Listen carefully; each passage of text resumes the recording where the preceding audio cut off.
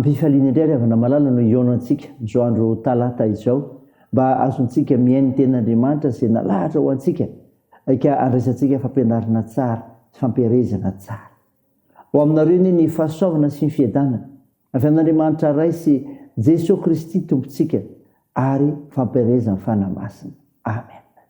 Talata 9 Jolay 2020 ibanjinantsika aloha hevitra manao hoe olom-bo antso ny mpino. Andeha riavana idera sakalazan'Andriamanitra isika. Andeha misaoran'i Jehova ianareo rehetra mpanompon'i Jehova izay mitoetra ala ao trano Jehova. Manandrata ny tananareo amin'ny fitoerana masina ka misaoran'i Jehova sy hitano avy an'izy ny Jehova mpanao ny lanitra sy ny tany. Amen.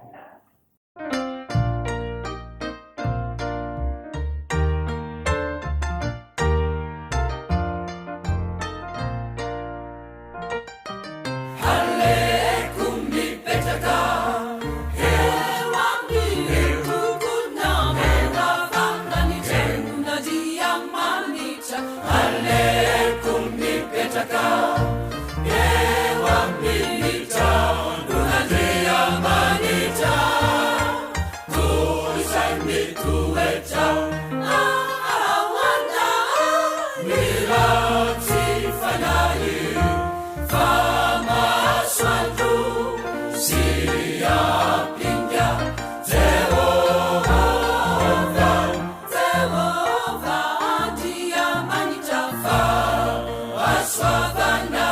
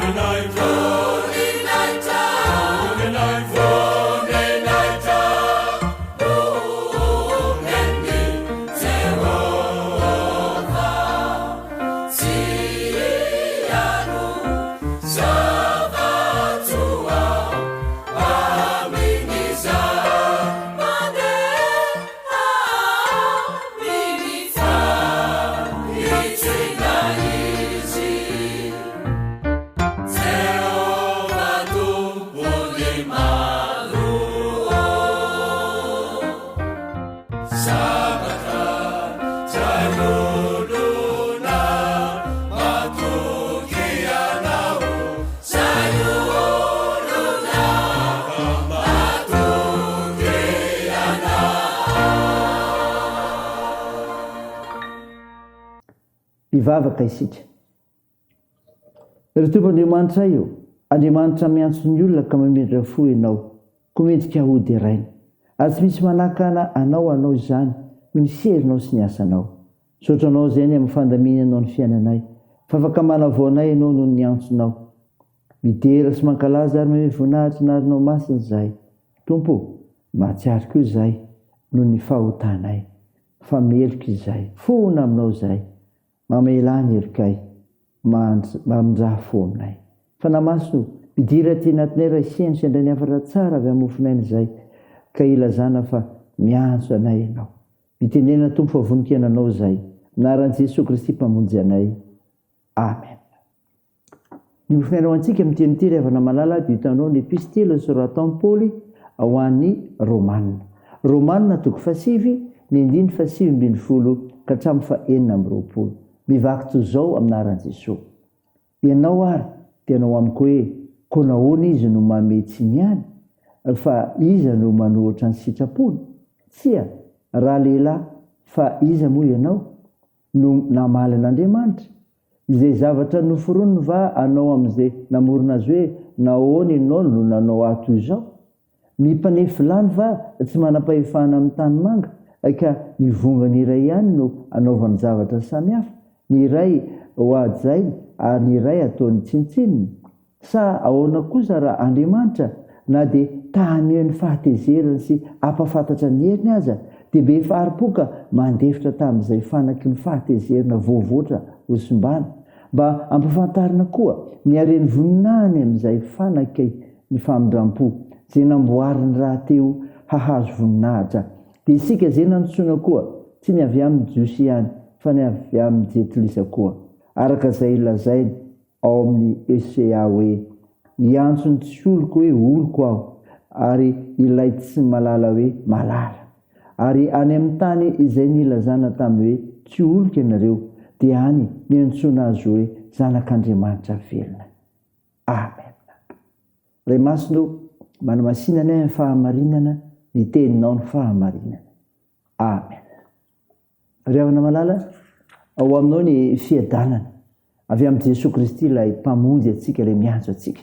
Mofinaina vakina tamintsika teo Romanina toko 7, 20 ka hatramin'ny 20. Dia soratan'i Paoly an kristiana tao Roma, ny amin'ny andavan'Andriamanitra ny jiosy. Zao ny toeto, Andriamanitra miantso ny olona dia mamindra fo aminy. Mamindra fo aminy. Io ny 20. Andriamanitra dia be faharipoka mandefitra amin'izay fanaky ny fahatezerana voavoatra hosombana. Andriamanitra revana dia Andriamanitra ny fahamarinana.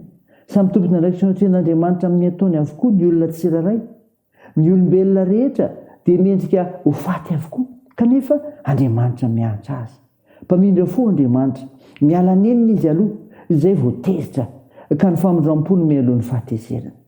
Andriamanitra mpanavitra izy amin'ny alalan'i Jesosy Kristy. Ary indraindray aza dia ampiasai ny ratsy mba tanteraka ny fanavotan'ny olona nantsony. Ary izany nanomezana an'i Jesosy Kristy ho mpamonjy sy mpanavitra izay mihitsy. Andriamanitra miantso ny olona dia zao, maneho ny voninahiny koa, maneho ny voninahiny. Io ny 3:20 mba ampahafantarina koa ny hareny voninahiny amin'izay fanaky ny famindram-po. Ambaran'i Paoly apôstôly revana fa oman'Andriamanitra mialoha amin'ny voninahiny olona izay ny fidiny. Ka ny hetsika rehetra ataon'Andriamanitra dia fitaizana ny olona hiroso hatrany ho amin'izay voninahitry'Andriamanitra izany. Fikasana manokana no amin'Andriamanitra izany. Ka ny voninahitra eto dia mifanohatra amin'ny fahaverezana.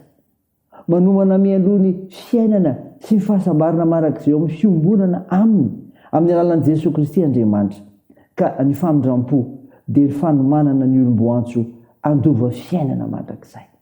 Raisam-panahy ry havana, ho anao, ho sakafom-panahinao. Dia n'Andriamanitra ny voninahitra. Amen. Andeha hivavaka isika. Andriamanitra, misaotra anao izay no mofinaina nomenao anay izay maneho fa Andriamanitra miantso ny olona ka mindra fo aminy izy sady maneho ny voninahiny. Mivavaka aminao izay ny amin'ny asa nomenao anay velomanay, da io izany. Tompo, meo asa ireo mitady izany. Tompo, mivavaka aminao izay ho an'ny synode lehibe atao amin'ny faradofay 13 Aogositra zao. Tompo, mivavaka aminao izay ho an'ireo marary mila mivavakay. atsoro ny tananao anendriny sy ny aretina rehetra toany ny asa fitsabony ataon'izao ireo azo manjo ampio reo resikiola sy sahirana tsy njovy reny mpigadrana mitahiany amin'ny azakazaka ataonay ka mampahirezanao anay amin'izay ataonay sy ny fikasanay io ny fianarana ny fitezana ataonay tompo vonjeo firenay eny avotsy izay minaran'i Jesosy Kristy mpamonjy anay zay vavahanay zay angatahana ko izany vavaka izany miaraka amin'ilay vavaka ny ampimbonina anay manao hoe raha nay eo izay ny an-danitra ao masina ny anaranao ho tonga ny eny fanjakanao atao any sitraponao etsy an-tany ho taky ny min-danitra meo ny an'izy ianona sahaza ao anay ary mamela ny elikray tahaka ny namelanay zay meloka taminay ary aza mitondra anay amin'ny fakapanahy fa manamfanay amin'ny ratsy fanao ny fanjakana sy ny hery ary ny voninahitra mandrakizay amen. Raha izay fotoana riavana nitsodrana tongotra anao aminaran'i Jesosy Kristy hitasiaranao ny tompo hijerynareo ankamoram-po any tompo ka hiantra nareo andrainareo amin'ny kazavam-po any tompo ka menareo ny fiadanana amen. Teo n'Andriamanitra irery ny voninahitra amin'ny anaran'ny Ray sy ny Zanaka ary fanahy masina amen.